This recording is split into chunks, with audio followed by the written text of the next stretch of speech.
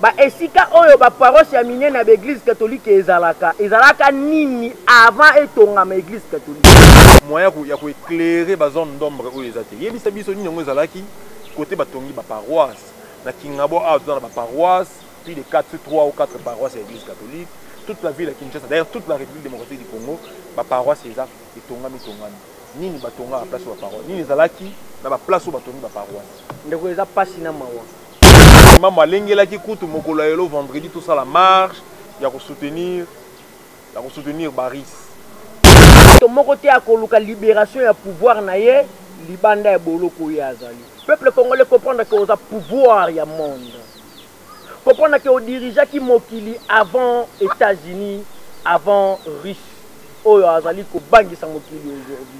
Bonjour fidèles internautes éparpillés à travers la planète pour suivre cette belle émission présentée par votre humble serviteur Ibrahim Bakari, parolier moelleux, machine à penser, l'homme qui ne force pas sa force à devenir force. Abonnez-vous sur notre chaîne Étoile Centrale TV pour suivre nos émissions actualités politiques, culturelles, écologiques, touristiques, environnementales, bref, actualité dans la forme et dans l'union.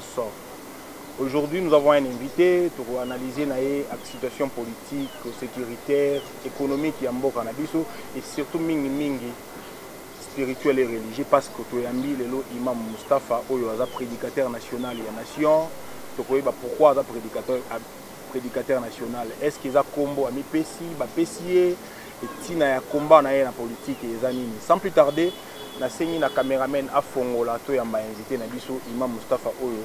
Napesi jambo te imam mbote mbote ndeko na ngai mwelenge pona ba oyo ba yebi yote imam isengeli o se représenter ba mingi batala radio déjà dans différentes émissions salaka kasi na chaîne na biso centrale Étoile Centrale TV to yambio pour la première fois isengeli ba internautes éparpillés à travers la planète ou ba lota la biso na États-Unis na Canada na Londres na Angola na Nouvelle-Zélande attaque na Ukraine ko to bitumba ezali to pe na Russie tout la ma mingi vraiment. Tout ce qui s'est présenté avant de côté na vie fiestige na biso. Ezinde konabino imam Mustafa Tutundu Kazama Motei ya Ekolo. Imam et puis autorité morale ya IJC, l'unité de la jeunesse congolaise et puis l'autorité morale de la team Alliance des Tshisekedi musulmans. Merci beaucoup imam pour la présentation. Pour eux qui présentation, tu l'as dit présentation brève ya imam Mustafa Oyo aza invité na biso ya poko ya lelo. Sans plus tarder, toquer la première question. Imam, tina IJC les animés, ma mission nango, tout ba objectif nango les animés. Merci beaucoup de Korangai Mwelenge.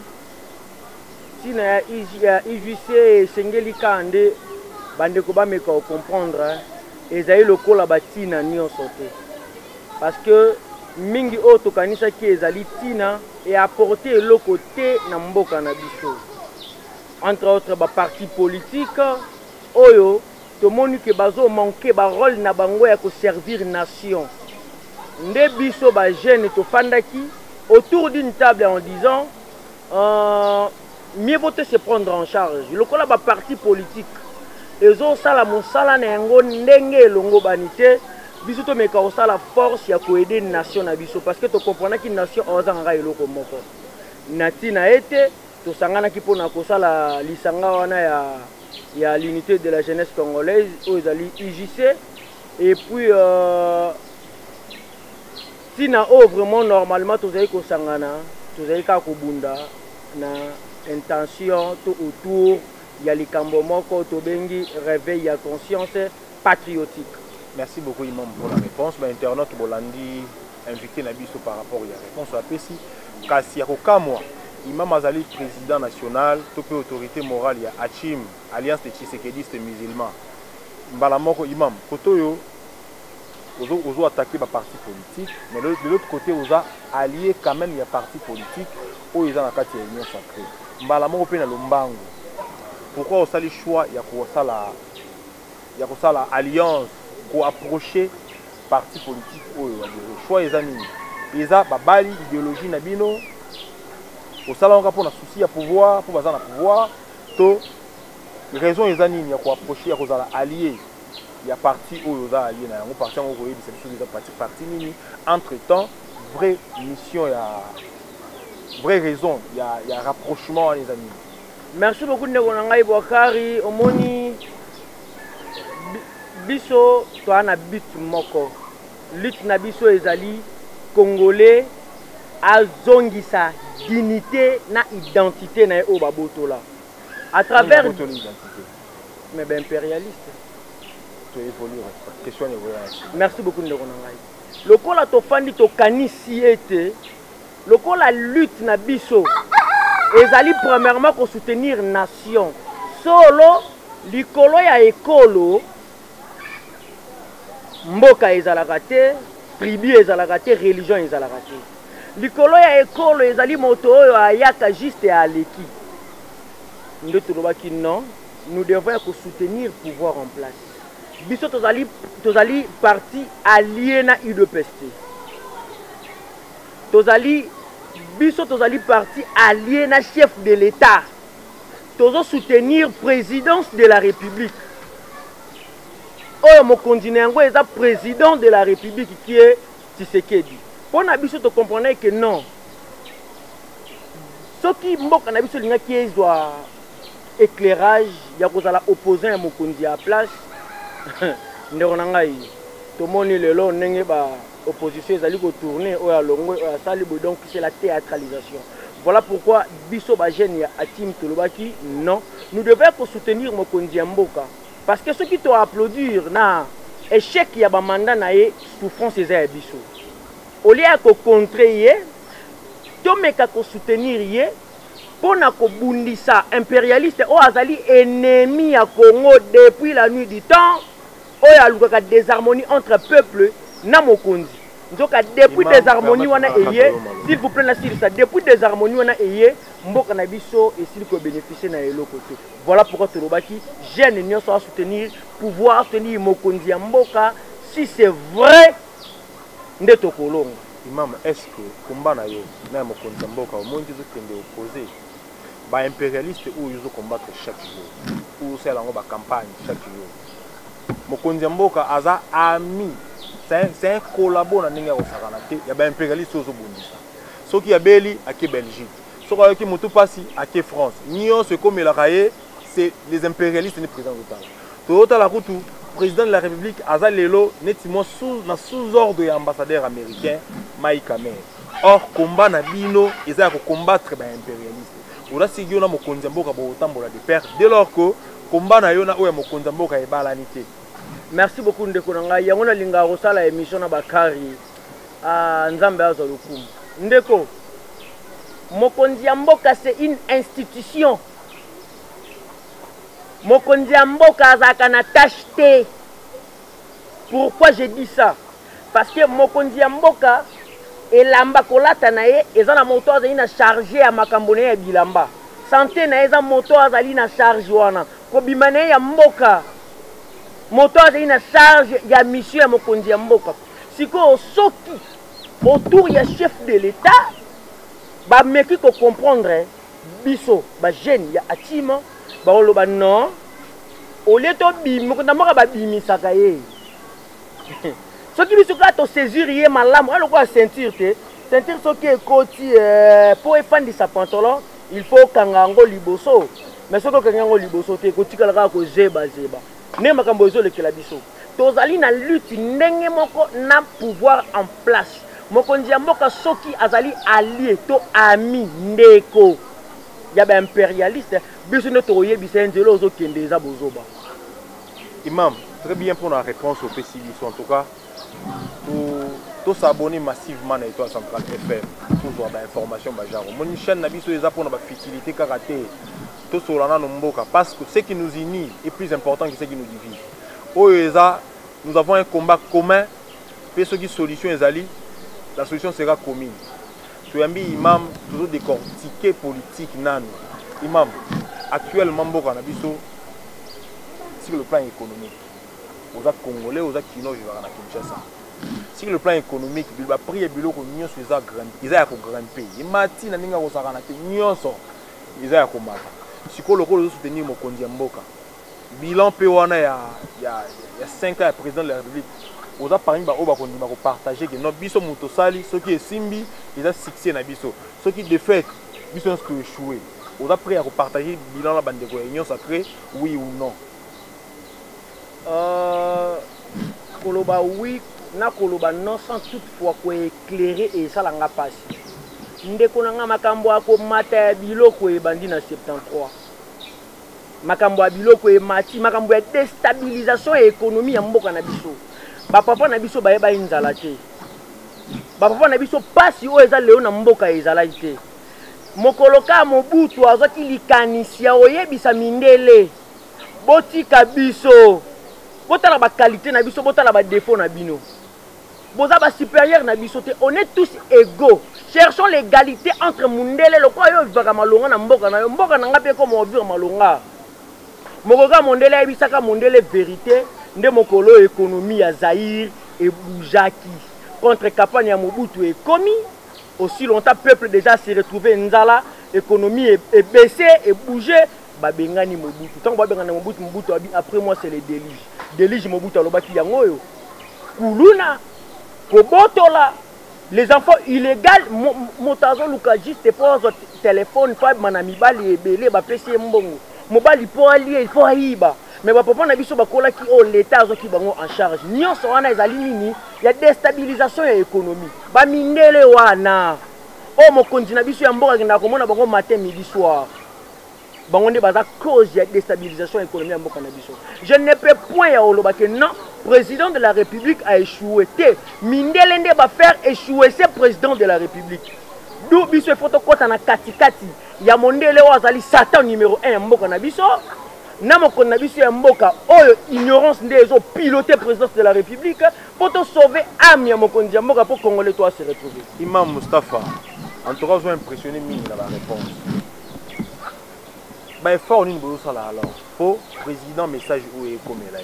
Pour président, c'est un gars né à Colline à Bruxelles. Hein? C'est un Bruxellois, il y a naturalisation. Président, Azana qui mundele nyo son amutuna. Pour preuve président Béli, et sous une information du président Béli, aussitôt Robé la pour un avion, à qui on a check-up médical, la mboka ya mundele. Suppose, imam, est-ce que contradiction est dans la tête? Dans ce niveau de contradiction. Makanisio za nango, ya koyebi biso to compter na biso moko. To longola makanisi pa ya mundele, to longola kokanisa ki mundele ko lokela biso bolamu. Na combat ya mokonzi ya mboka. D'imaginer une fois arrivé au pouvoir, à bandi sillonner la capitale occidentale. À Paris, à Bruxelles, à Moscou, à Washington, à zone de légitimité et pas à Mundele. Mais bino bae au bosali ya Chine, bino bae besoin na kati ya IJC, besoin na posa ya Congolais comme croire na pas na yimoko. Nini ko sala alors po oyo kanisa et ko ba kanisa ya mokonzi mboka na biso. Merci beaucoup ndeko na ngai Bakari. Pour sillonner le monde, pour nous avoir sécurité, pour nous avoir aide, les alliés là oyo kasafu ba fongoler l'équipe président mboka. Parce que azala qui formé pas mondele. Donc on a condamné mon candidat biso ya mboka te. Pourquoi? Parce que pour gérer mboka oyo, il y a un écosystème de problèmes politiques. Le système moko be mondele a imposé oh soko meko ba mopanzi ba bomonde ba boma musée. Parce que musée alobaki non boni ozali mondele yo mboka pe ya yote obanda ko imposer na mboka ya bato mondele musée abouaki système wana azaki assassiné par trahison de son entourage. Sikoyo mo personnellement ozobanga te Sankara akufi pona combat oyo, Lumumba akufi pona combat oyo, Kimpavita akufi pona combat oyo, Kimbangu akufi pona combat oyo, Kadhafi de heureuse mémoire akufi pona combat oyo, Ibrahim Baere Mainasa, ba dirigeant Afrique bakufi ebele pe bilenge ya continent bakufi ebele pona bitumba oyo. Qui est derrière toi? Mieux vaut mourir tête haute que de vivre en esclavagisme. Mieux vaut na kufa na valeur que na vivre en anti-valeur. Ndeko na ngai omoni mokili ezali vi ozomona bato basomba ba jet privé. Bato bazo manipuler baninga na bango bato pour leurs intérêts personnels. Oyo azo sepela mona ya moninga nyoko mabana na batanga na ba université ya Malonga. Baninga basuba za na nzala yepa na babora kabilei. Toye ba vie ezali entre la naissance et la mort.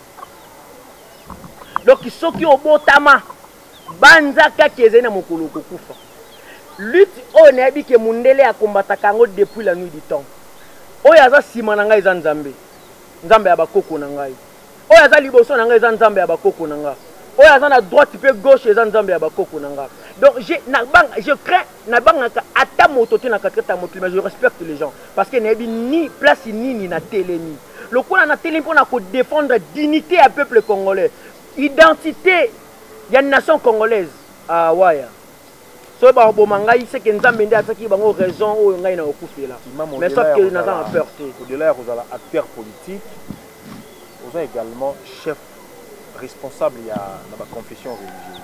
Vous avez une mosquée que vous gérez. Vous avez d'un côté spirituel, vous avez de l'autre côté religieux. Spirituellement, makambo il faut tout jouer en anglais. Est-ce qu'il faut tout ça mélanger avec son biso? Tout ça physiquement tout bunda. Est-ce que combat est spirituel, tout combat est physique.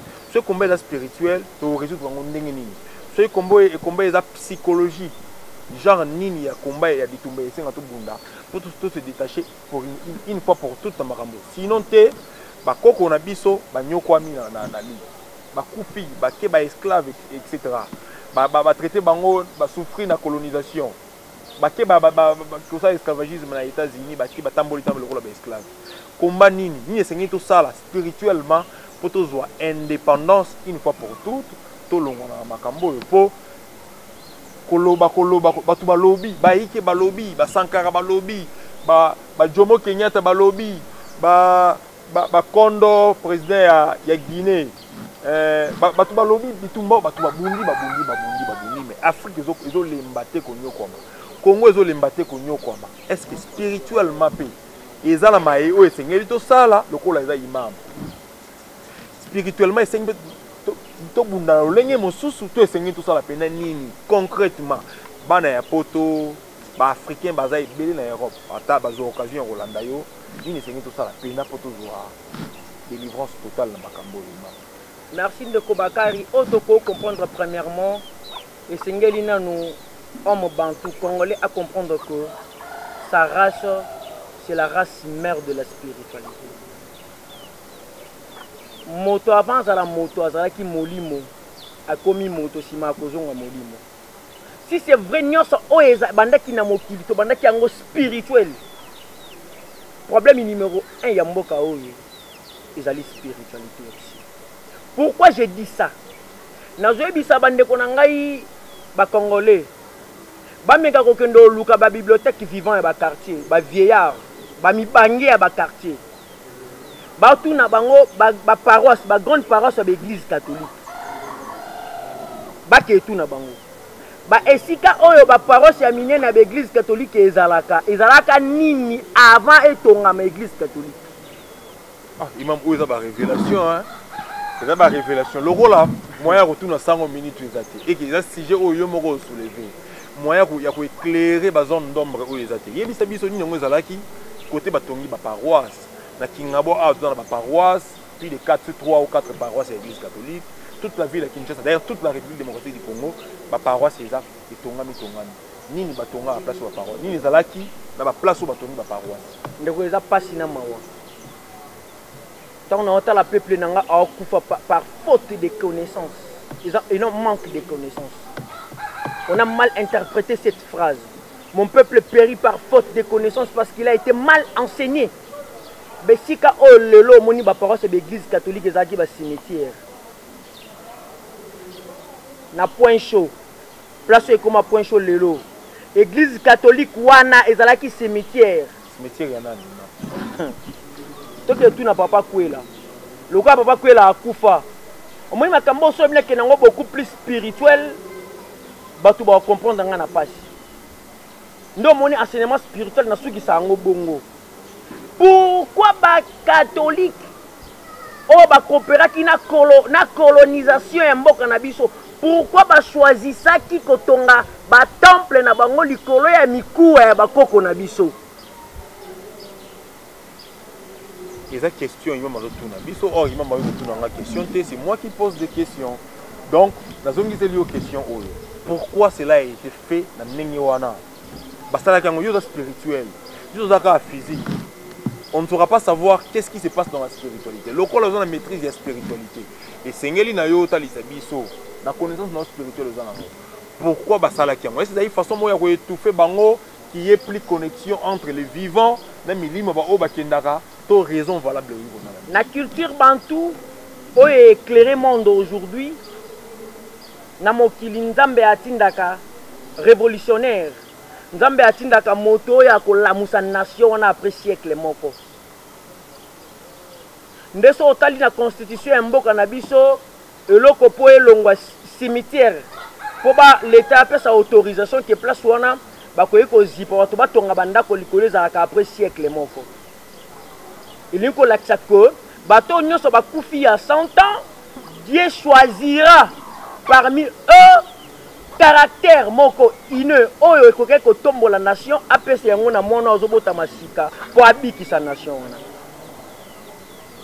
Siko ba catholique po ba zipa pouvoir wana que ba bimisa moto te akoya ko révolutionner bango akoya ko ebisa bango vérité po mboka na bango etongama malonga parce que soki mboka na bango etongami malonga biso to koma faible ba congolais ba koma fort.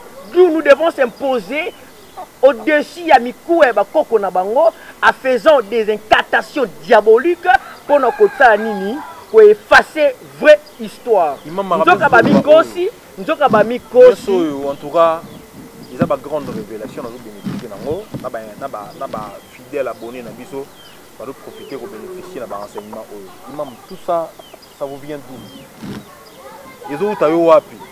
Est-ce qu'il y a des ancêtres qui ont été enterrés à Kuba Tongi, Temple Ligo, qui vous reviennent la nuit, bazoya ko souffler yo, ko yebisaka yo makambu, to eza na koko moko ya mobange, nde afandisa ki yo a révéler. Eza na moto akenda azongeli yo, to eza na ba oyo nanu ba kufite, baza na ba centenaire, nde ozo approcher bango bazo sala ba révéler. Ndeko na ngai Bakari. Na webisa yo moko, ngana kenda ki Egypte kotanga. Na silisa kit kotanga te na zongi ozaki parmi bato oyo ba conseiller ki ngai imam ndenge ozongi boye il faut nini oza parmi bato bafandisa yi retour nanga mais il y avait des gens ba critiquer qui il aurait fallu asilisa zo ba diplôme parce que na putana na koko égyptien moko ayebisinga bolamu ya Afrique eza yo yongo lobe nanga eza peut-être yanga Mustafa te yo congolais yanga congolais Nathalie Kokoba Rwanda na lobi ana ji ituhuna adrus alikai akhdim alwatani ba congolais ba ota na bisi na arabe na bisi ngana ye awa kotanga pona servir nation ay bisi nga laka li ilmu la tu'raf abi yondo za connaissance momi yebiti atanga sa loba congolais connaissance. Congolais, vous vivez dans l'ignorance pour l'ouquité. Vous vivez dans l'ignorance pour l'unité. Vous vivez dans l'ignorance pour sali et forté. Tu es un imam, Isaki, premier épisode. Mais on aura suffisamment de temps, il y a un épisode pour imam aza beaucoup et tambola. Sobito Zouatana et Awa, Tokolo Maramboué Belé, mais Tolingaki quand même, le rôle de la chaîne Oeza, in Toye Awa, Malaya Bosso, Toyambaye, Afongola, moi, brèche, Yamouké Kaka. Mais avec lui, on aura beaucoup à parler. Ceux qui vous en approchent à Okuta Nabiso, vous s'abonnez, vous aurez des informations à temps réel. Tokolo de la politique, il y a ici, Tokolo de la guerre, il y a ici, entre Russie et Ukraine.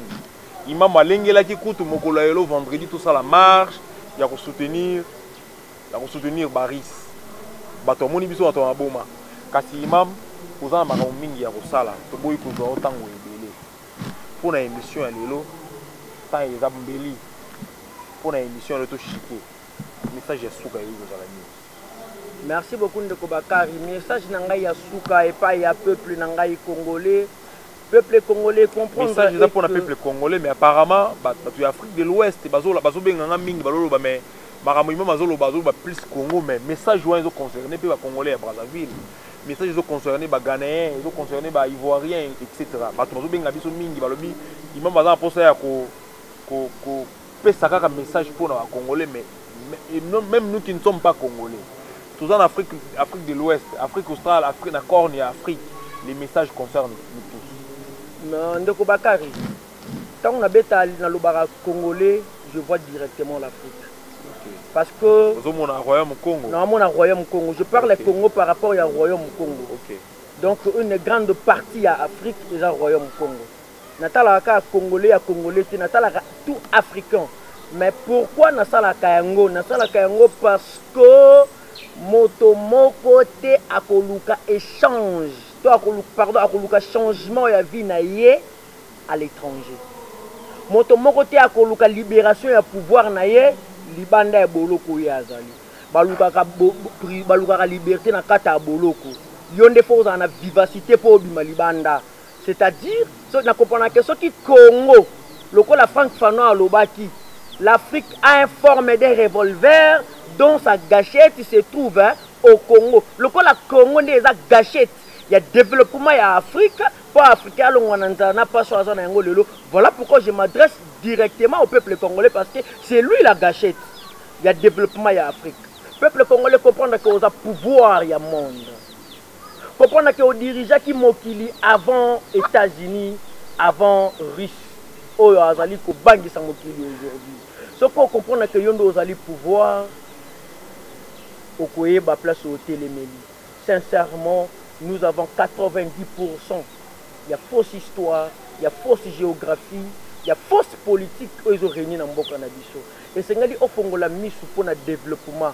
Aussi, la conscience pour Mboka Nayo. Ceux qui ont été limités, ils ont na place nayo solo azali mokete. Ndenge otolobaka, il n'y a pas de mauvais chefs, il n'y a que de mauvaises troupes, car tous nos chefs sortent de nos troupes. Merci beaucoup, fidèles internautes, de vous avoir très nombreux en l'émission Oyo. Abonnez-vous massivement, nous remercions tous ceux qui nous soutiennent. Il y a Pembeni na Musika, on profite de l'occasion pour saluer tous ceux qui nous suivent. Libana Yamboka, Freddy Wanga Diaz au Royal depuis Londres, Julien Sozino en Suisse, Topé Simbote na Chico Saladin depuis les États-Unis, Topé Simbote na Bandego Nyonso Bazal Libana Yamboka, Topé Simbote na un grand panafricaniste Tchacho Molopo, Topé Simbote na Bato Nyonso Bandego na biso Nyonso ya Kinshasa, na CG na biso ya IJC, Azawa na Pembeni, Adotala, Jansim Vula. Donc tout ça vraiment ébélé Bitumba Ezali. Topé Simbote, la caméraman na biso d'Aolin, où elle a filmé d'ailleurs, elle a fait un combo à Mindele.